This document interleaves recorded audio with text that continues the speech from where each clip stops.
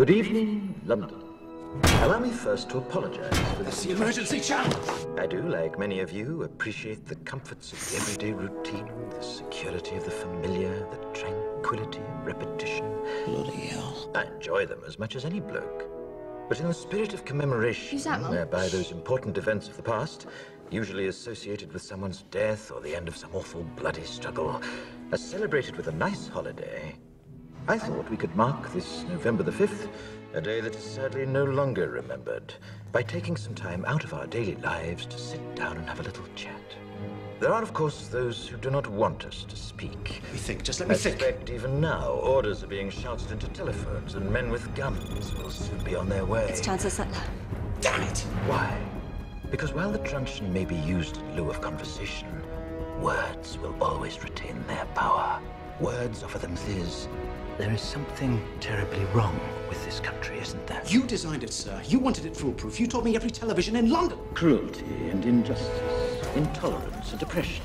And where once you had the freedom to object, to think and speak as you saw fit, you now have censors and systems of surveillance coercing your conformity and soliciting Cameras. your submission. We need cameras. How did this happen? Who's to blame? Well, certainly there are those who are more responsible than others, and they will be held accountable. But again, truth be told, if you're looking for the guilty, you need only look into a mirror. I know why you did it.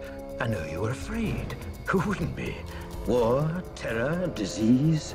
There were a myriad of problems which conspired to corrupt your reason and rob you of your common sense. Fear got the best of you, and in your panic you turned to the now High Chancellor Adam Sutler. He promised you order, he promised you peace, and all he demanded in return was your silent, obedient consent. Inspector, you're almost through. Last night, I sought to end that silence. Last night, I destroyed the Old Bailey to remind this country of what it has forgotten. More than 400 years ago, a great citizen wished to embed the 5th of November forever in our memory. They are perspectives.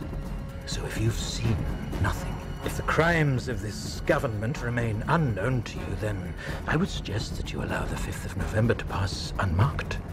But if you see what I see, if you feel as I feel, and if you would seek as I seek, then I ask you to stand. Shall give them a 5th of November that shall never, ever be forgotten.